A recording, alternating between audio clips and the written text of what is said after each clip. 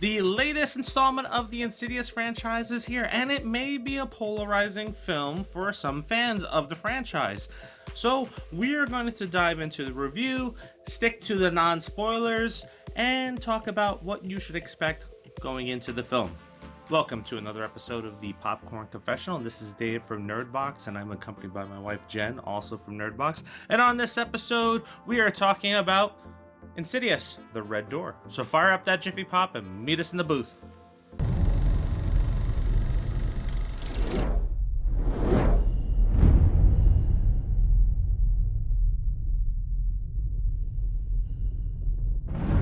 This is Brian O'Holler, and you're watching the Popcorn Confessional on the Nerdbox. Sounds like a porn site. 9 years after the events of Insidious Chapter 2, we find the Lambert family is fractured and Josh being estranged from his boys. In an attempt to repair his relationship with Dalton, Josh embarks on a road trip to drop Dalton off at college. However, their reconciliation doesn't go as planned.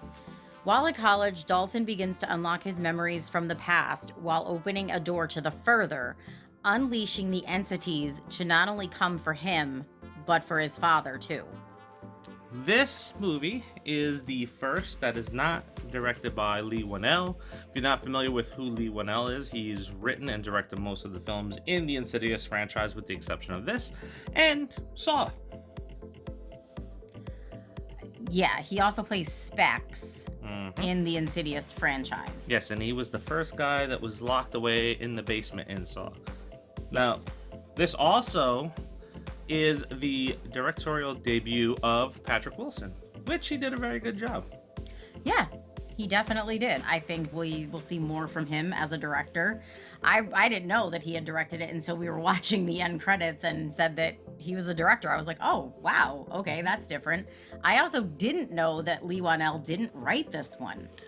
And you can certainly notice that he did not write it because there is an overall change in the story delivery and the tone of the film. And in fact, you don't really get your typical Insidious movie until the third act. You can definitely tell the difference in the writing, so I thought that was a little strange, but now it makes sense since we know it wasn't Leigh Whannell. It's shot in a much different style from the previous films as well, but the first two acts really centers around the relationship of Josh with his family and especially with Dalton. Which I thought was really good because, I mean, think about it. You know, in the last movie, he tried to kill his entire family. And I know that it wasn't him per se, but how do you just gloss over that and pretend like it never happened? True. Right? How do you explain that to your children that it's like, oh, well, dad was possessed by a demon? Yeah. Right? Now, they're at an age, they're not quite yet teenagers, you know, they're preteens, so they may understand it, they may not understand it. You think Dalton would be a little bit more receptive to that, but if you remember at the end of chapter 2, the two of them were hypnotized. Yes. Yeah. So what we learn is that while Dalton was hypnotized and the other son was there and the mom is trying to say, no, you're just imagining things. They're having nightmares of everything that was going on throughout the year. So that's what causes the strain on the family. Yeah. I'm glad that they went into that, you know, and it sucks that the family was fractured in the process, but it does make sense. Yeah, unlike the third part in the Poltergeist movie where they just kind of dumped the little girl on her relatives. It's like, all right, no more family because they're having problems with it. So now we're just like, here, just take our daughter. Yeah. Here we get to finish the Lambert story, which is good. So, you know, there's a lot of story in the beginning. There's a lot of build-up, which is not like the other Insidious movies that we've seen where we kind of really dive into it pretty quickly and then everything starts unraveling. Another thing that you might be a little shocked by that I was as well, and I'm not going to say who or spoil anything, is the lack of certain characters in this film. That is one of the things that was really missing from this. And we'll talk about that when we go into the rankings of our films that is coming next Monday, but there'll be a poll up on our community so you can go ahead and rate what your favorite is and drop in the comments your ranking order. But yes, if you're going in expecting to see certain characters, if you're going in to expect the usual Insidious story, then unfortunately you're not going to get that and you may be disappointed by that. So it's good to know that going in ahead of time so you don't have that high expectation before you go into the film and then you leave. It's like, man, this movie sucked because I didn't get this, and this. Yeah. And that happens. Just know going in that this really is a film about Dalton and Josh. That's really what it's about. I mean, you know, you see the rest of the family and said missing characters you do see, just not for very long. But this really is a story about Dalton and Josh and their relationship and the connection that they share because of what they can do as, you know, astral projectors. So that's why. Yes, so now while the scares are there, they're different type of scares. And unfortunately, that's where it kind of lacks too, because the trailers kind of point you in a direction that doesn't really pan out, and there are some things that may be cut out of the movie as usual, which everybody should know by now, especially if you watched our reviews before. They cut some things out of the trailer, they don't make the actual movie itself. So, you know, while Dalton's away at college, he begins to reawaken his memories, which is causing the Further and the entities in the Further to come looking for him and his father again. So the scares are there, not as good as the previous films, unless you ask our daughter who sweated through her clothes.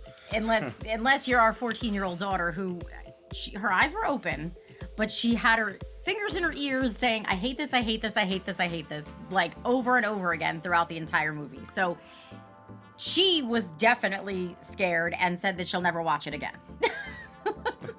My only problem with the film is the jumping from the second act to the third act. It was kind of rushed because we have this slow build up and then the third act comes and it's like, wait a minute, did we lose like a week or 2 weeks in it? It's really only a course of hours between the second and third act, but it's just like it's too fast. And I think this movie kind of would have benefited from it being 2 parts, honestly. Because the build up in the beginning is really good, and then you have the third act, which is kind of rushed, and it's like, you could have probably made the third act into maybe an hour and 15 minutes sequel. Yeah. Just so you don't have, just so you have that better continuity from switching from like one act to the next. Yeah, because it doesn't make sense a little bit. So that's probably really my only gripe with it. So what do you rate this one? So I'd buy it and put it in my collection. Yeah, I was thinking the same thing too. This was not one of the ones where I say, oh yeah, I gotta go see it in the theaters again. I would buy it as well. Yeah, and I'm definitely gonna have to watch it again at home, probably without my daughter, because that was a little annoying. Yeah, now if you're wondering if this is something that you should go see in the theaters or if you should wait to go and watch on Blu-ray when it comes out or streaming, no, you can go watch it in the theaters. You'll enjoy it. But again, remember, it's not like the other films. No. So if you go in with that expectation, you will be disappointed and you will not like the film. Yeah, so just kind of take what we said and roll with that. Now this kind of harks back to my Blockbuster days, right? I don't want anybody that watches the review and then go watches the movie to be disappointed and have a bad experience. So it's good to kind of have that idea going into the film that you know you're not going to get certain things. Now, there is an after credit scene. Is it worth hanging around the credits for? Not really. It's okay. It's okay, but I would say you'll want to see it because I think you need to see it. Because it kind of lets you know of what might be coming next. So I think it's on the level of the Evil Dead reboot with Ash saying groovy at the end. That's where I'm going to compare it to. Anyway, there is a couple things that you need to do.